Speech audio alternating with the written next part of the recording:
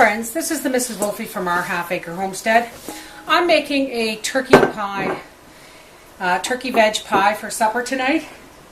And a lot of people have asked me for my pie dough recipe. So I'm going to break this into two videos so that I always have a pie dough recipe for you folks to refer to, okay?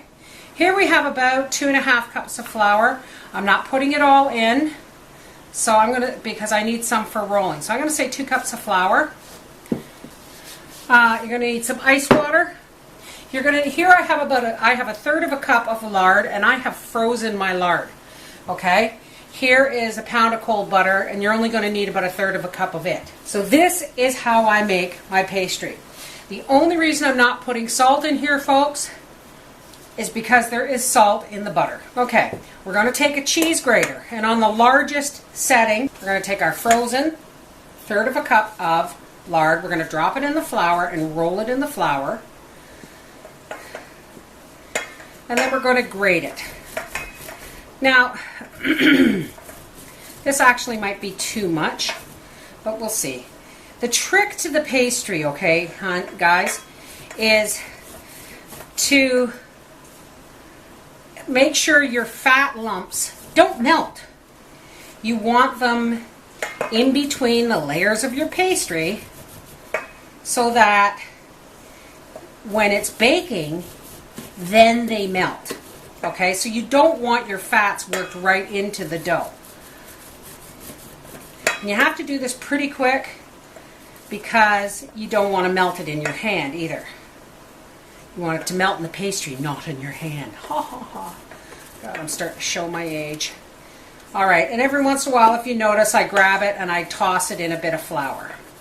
Okay, that's our... And we're not going to need a whole lot of butter because I only have 2 cups of flour in here.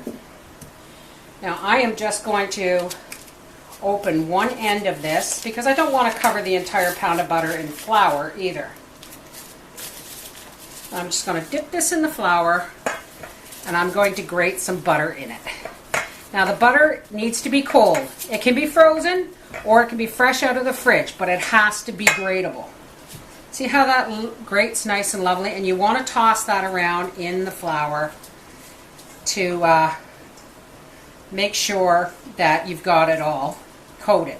And you got some butter inside your grater, just put a handful of flour in there. And there you go. Now a lot of people don't like to use cheese graters. My son hates it when I use it. You just take your scrubbing brush, washing your jars, and you just put it in the sink of dishes and you just scrub it inside out with the brush. And that is all the butter I think we're going to need. Okay, I haven't got my glasses on, so it's a good thing you can't see me squinting here. Alright, now we're going to make a well in the center, and it's probably not going to take more than 1/2 cup of water, but I use ice water again to keep this butter and fats as hard as possible. And we're going to just pour in a little bit. I'm going to say, 1/2 cup maybe. I'm going to use my spoon at first, and I'm going to turn the flour mixture into the center of the well. And then we're just going to toss it. You don't really mix it so much as you toss it. You can even do this.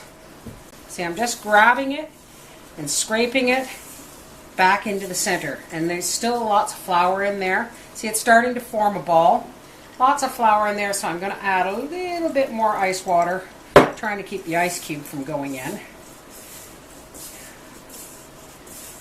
You could always add a little bit more water if it's a bit too dusty dry.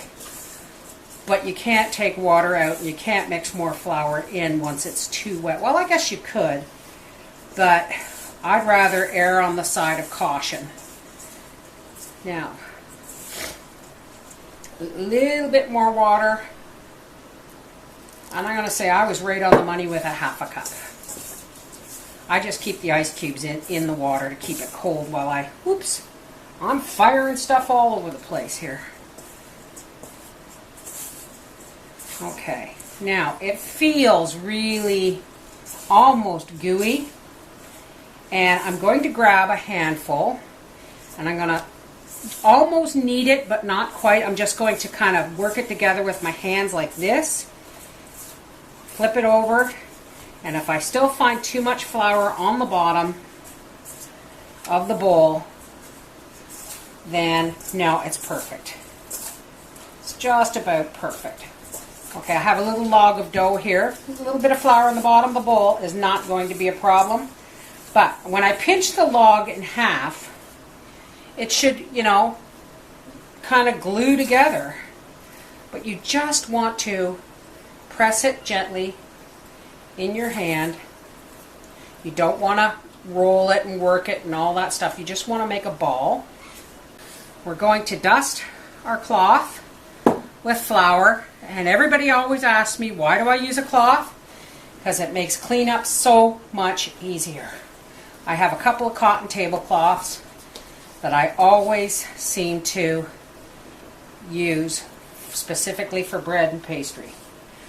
Alright, take a little bit of flour, flour our rolling pin. You do know never to wash a wooden rolling pin, eh folks? I mean, you can scrape it with the blunt side of a butter knife, and you can give it a damp wipe with a cloth, but never ever put this in the dishwasher or in the dishwater.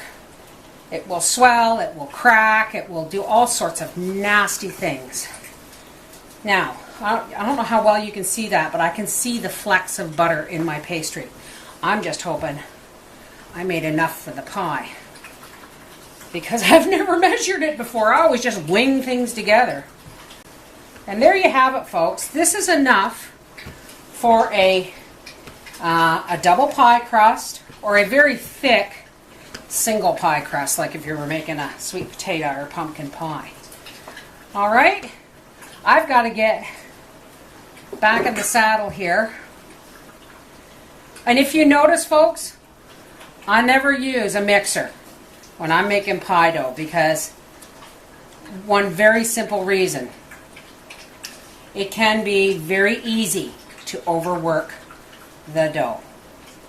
Alright, there is our pie crust for tonight's supper. This is the Mrs. Wolfie from our half-acre homestead saying, it's not rocket science, folks. It just takes patience and technique. And those things you aren't learned overnight. You just gotta practice. Alright, we'll see you guys later. I've got a turkey pie to make.